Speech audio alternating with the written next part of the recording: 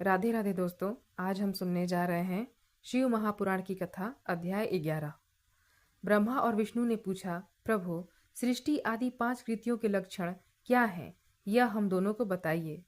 भगवान शिव बोले, मेरे कर्तव्यों को समझना अत्यंत गहन है, तथापि मैं कृपा पूर्वक तुम्हें उनके विषय में बता रहा हूँ। ब्रह्मा और अच्युत सृष्टि, पालन, संहार, तिरोभाव और अनुग्रह, ये 5 ही मेरे जगत संबंधी कार्य हैं जो नित्य सिद्ध हैं। संसार की रचना का जो आरंभ है उसी को सर्ग तथा सृष्टि कहते हैं। मुझसे पलित होकर सृष्टि का सुस्थिर रूप से रहना ही उसकी स्थिति है, उसका विनाश ही संहार है।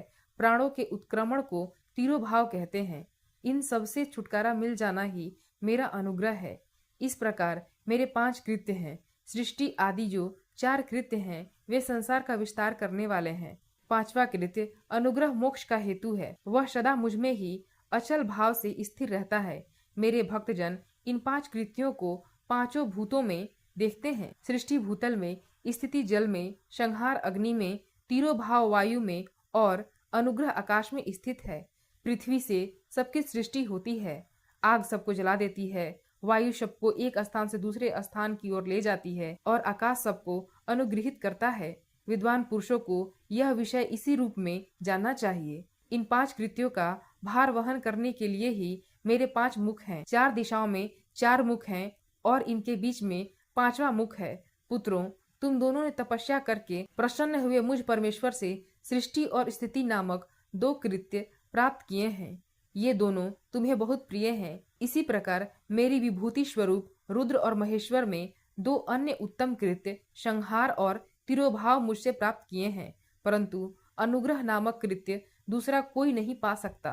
रुद्र और महेश्वर अपने कर्म को भूले नहीं हैं, इसलिए मैंने उनके लिए अपनी समानता प्रदान की है। वे रूप से वेश, कृत्य, वाहन, आसन और आयुध आदि में मेरे समान ही हैं। मैंने पूर्व काल में अपने स्वरूप भूत मंत्र का उपदेश किया है, जो ओमकार के रूप में प्रसिद्ध है। वह महामंगलकारी मंत्र है। सबसे पहले मेरे मुख से ओमकार प्रकट हुआ, जो मेरे स्वरूप का बोध कराने वाला है। ओमकार वाचक है और मैं वाच्य हूँ। वह मंत्र मेरा स्वरूप ही है। प्रतिदिन ओमकार का निरंतर स्मरण करने से मेरा ही सदा स्मरण होता है। मेरे उत्तरवर्ती मुख से आकार का, पश्चिम मुख से उकार का, दक्षिण मुख से मकार का, पूर्ववर्ती मुख से बिंदु का तथा मध्यवर्ती मुख से नाद का प्राकट्य हुआ। इस प्रकार 5 अवयवों से युक्त ओमकार का विस्तार हुआ है। इन सभी अवयवों से एकीभूत होकर वह प्रणतः ओम नामक यह नाम रूपात्मक सारा जगत तथा वेद उत्पन्न स्त्री पुरुष वर्ग रूप दोनों कुल इस प्रणव मंत्र से व्याप्त हैं। यह मंत्र शिव और शक्ति दोनों का बोधक है। इसी से पंचाक्षर मंत्र की उत्पत्ति हुई है, जो मेरे सकल रूप का बोधक है। वह आकार आदि क्रम से और मकार आदि क्रम से क्रमशः प्रकाश में आया है। ओम नमः शिवाय यह पंचाक्षर मंत्र है। इस पंचाक्षर मंत्र से मातृ का वर्ण प्रकट हुए हैं, जो 5 भेद वाले हैं। अ, ई, उ, री, लू ये 5 मूलभूत स्वर हैं तथा व्यंजन भी 5-5 वर्णों से युक्त 5 वर्ग वाले हैं। उसी से शिरो मंत्र सहित त्रिपदा गायत्री का प्राकट्य हुआ है। उस गायत्री से संपूर्ण वेद प्रकट हुए हैं और उन वेदों से करोड़ों मंत्र निकले हैं। उन मंत्रों से भिन्न भिन्न कार्यों की सिद्धि होती है, परंतु इस प्रणव एवं पंचाक्षर से संपूर्ण मनोरथों की सिद्धि होती है। इस मंत्र समुदाय से भोग और मोक्ष दोनों सिद्ध होते हैं।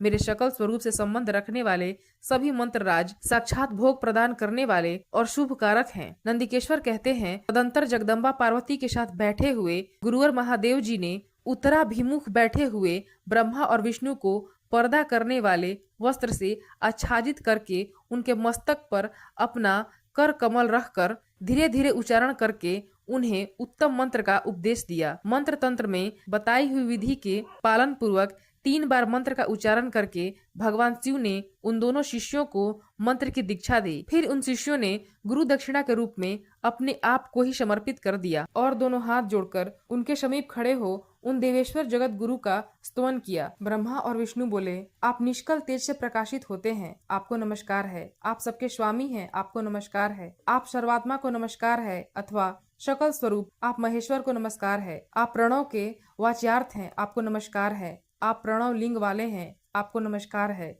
सृष्टि, पालन, संहार, तिरोभाव और अनुग्रह करने वाले आपको नमस्कार है। आपके 5 मुख हैं, आप परमेश्वर को नमस्कार है। पंच ब्रह्म स्वरूप 5 कृत्य वाले आपको नमस्कार है। आप सबके आत्मा हैं, ब्रह्म हैं। आपके गुण और शक्तियां अनंत हैं, आपको नमस्कार है। आपके सकल और निष्कल 2 रूप हैं, आप सद्गुरु एवं शंभु हैं, आपको नमस्कार है। महेश्वर बोले, आद्रा नक्षत्र से युक्त चतुर्दशी को प्रणव का जाप किया जाए तो यह अक्षय फल देने वाला होता है। सूर्य की संक्रांति से युक्त महा आद्रा नक्षत्र में एक बार किया हुआ प्रणव जप कोटि गुने जप का फल देता है। मृगशिरा नक्षत्र का अंतिम भाग तथा पुनर्वसु का आदिम भाग पूजा, होम और तर्पण आदि के लिए सदा आद्रा के समान ही होता है, यह जानना चाहिए। मेरा या मेरे लिंग का दर्शन प्रभात काल में ही, प्रातः और संगम काल में करना चाहिए। मेरे दर्शन पूजन के लिए चतुर्दशी तिथि निशिथ व्यापनी अथवा प्रदोष व्यापनी लेनी चाहिए, क्योंकि परिवर्तनी तिथि से संयुक्त चतुर्दशी की ही प्रशंसा की जाती है। पूजा करने वालों के लिए मेरी मूर्ति तथा लिंग दोनों समान है, फिर भी मूर्ति की अपेक्षा लिंग का स्थान ऊंचा है। इसलिए मुमुक्षु पुरुषों को चाहिए कि वे मूर्ति से भी श्रेष्ठ समझकर लिंग का ही पूजन करें।